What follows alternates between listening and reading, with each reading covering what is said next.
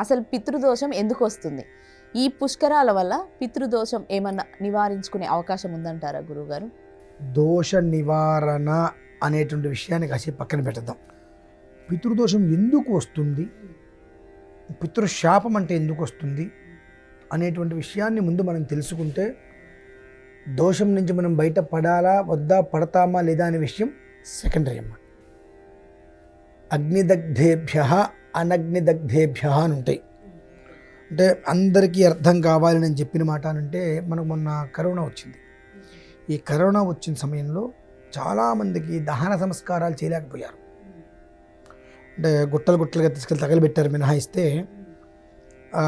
ప్రక్రియతోటి చేయాల్సిన విధానంతో చాలామందికి చేయలేకపోయారు. అంటే తల కొరివి పెట్టలేకపోయారు. చాలామంది దుర్మరణాలు పాలవుతూ ఉంటారు ప్రమాదవశాత్తు. అటువంటప్పుడు వాళ్ళకి చేయవలసినటువంటి కృత్యములు ఏవైతే ఉంటాయో అవి సరిగ్గా నిర్వర్తించకపోతే పితృదోషం ఆపాదిస్తుందమ్మా. ఒకటి. రెండు, అసలు ఎందుకండి ఆపాదించడానికి?